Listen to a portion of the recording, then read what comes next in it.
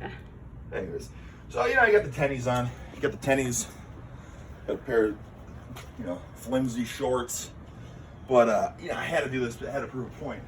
I had some doubters saying that I was inflating the numbers. That Stick to Hagen was only 220, 230, or whatever. Now, for the people that have been following me, that's simply not true.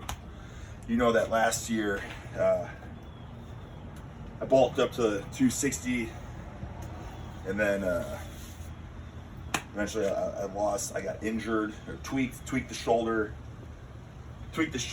separated the shoulder, couldn't press heavy, got sicknesses and fevers and stuff, lost weight. Then I couldn't surpass 255. I was, feeling flat. I felt like I couldn't get a pump anymore.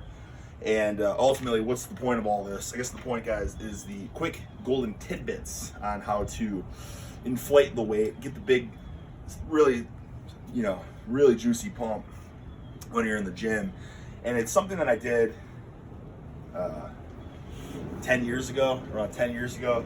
And then, on the forums and stuff, I read about how, maltodextrin and all that's bad for you. You don't want to spike your insulin, all this BS, blah, blah, blah. And that might be the case if you were just having, maltodextrin shakes throughout the day, right? You don't want to have super high blood sugar all the time. But, I went through phases where I enjoyed working out fasted in the morning because I figured I could tap into, more fat burning, like polycysts, right? Low blood sugar. And ultimately, what happened is no gains. Because at the end of the day, spiking your insulin keeps your muscles from breaking down, basically. You're going to give better lighting here. Keeps your muscles from breaking down. Keeps you anabolic, in a sense. So, what does that mean? It goes back to the maple syrup, the honey, the things that I've tried and true that I've recommended throughout the years. But it's hard to be consistent when you're drinking syrup or honey. And like I said, it's like, well, do you want to burn fat or do you want to get big and juicy and jacked? And at the end of the day, guys, I've come to the conclusion now with putting weight back on that ultimately it's you got to spike your insulin during the workout, right? So now what I do is, I know everyone's gonna be like, oh, it's honey and maple syrup and stuff.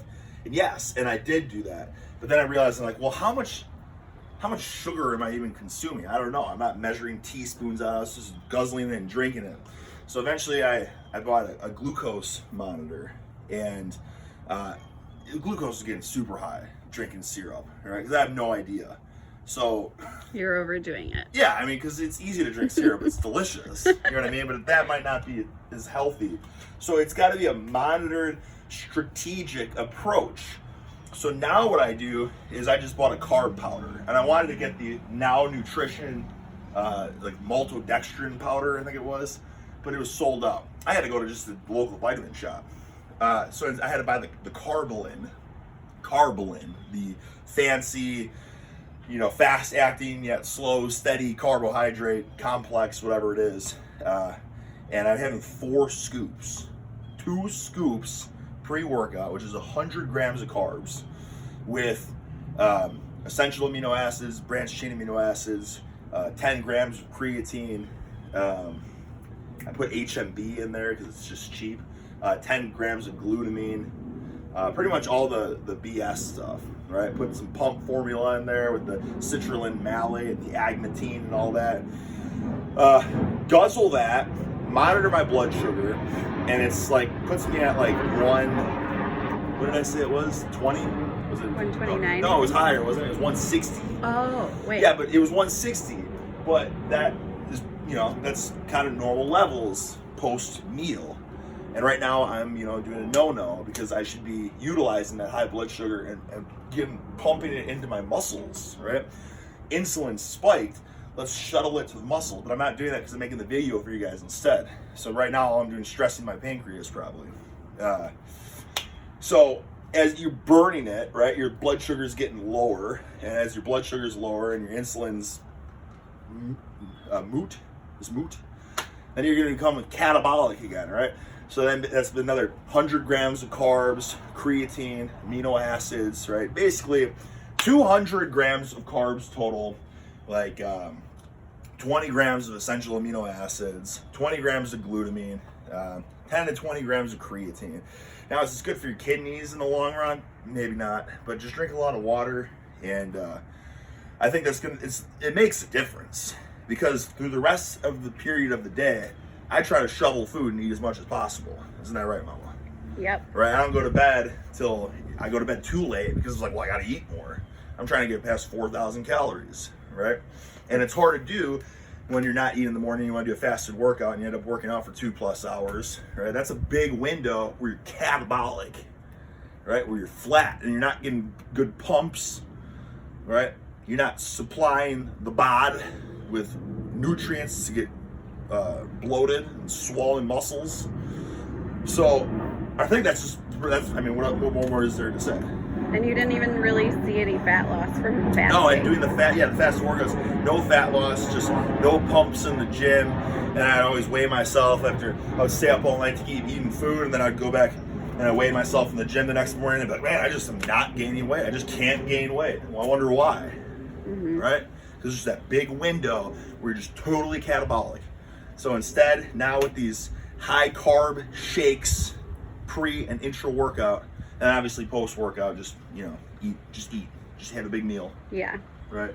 I mean, it's just a game changer. Yeah. So I go back 10 years ago, reading about how these maltodextrin shakes or whatever aren't good for you, and obviously there's more complex scientific carbs have been created since a decade ago.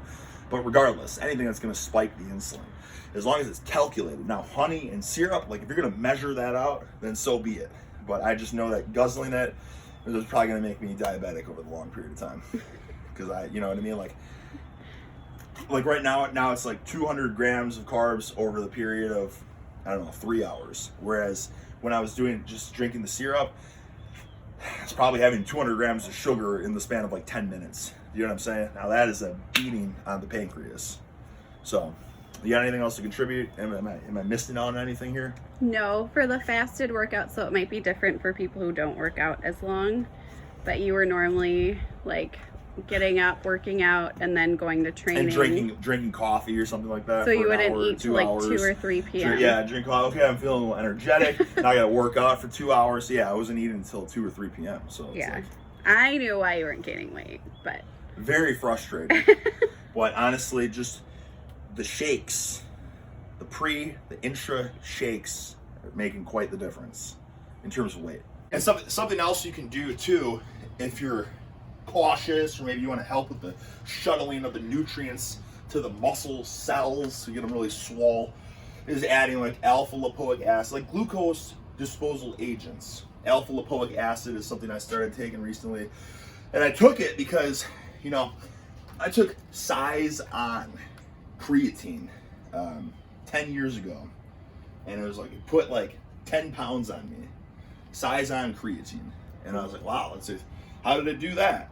And then like a year ago or something, I was like, oh yeah, I should maybe I'll go back to that, and I gained weight for that creatine, and then it was like, well, maybe I'm not going to add. I came to this point, guys. I'm a little bit wiser. I'm more grown up. I'm trying to be more responsible thing. I'm not going to waste money on a stupid creatine blend when you can just look at it and be like, okay, when you break it down, what are these? And I looked at all these. I looked at the cell text and all that, all these, these meme creatines.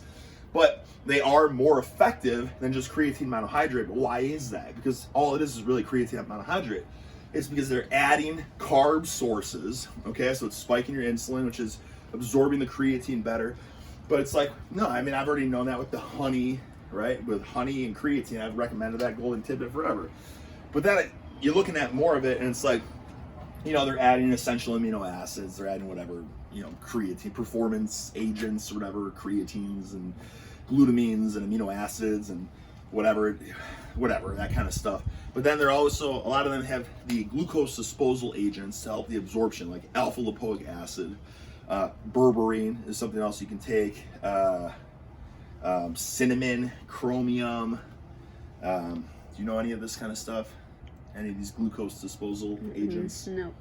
Okay, well, alpha lipoic acid is the one that was in. So I bought that, and it really does, I believe, make it a difference with absorption of creatine with high carbs too. So just wanted to add that. Glucose disposal agents, you can just type that in. There's things that pop up because there's a whole bunch of them, but off the top of my head, I can only think of berberine, alpha lipoic acid, chromium, and cinnamon. But there's dozens.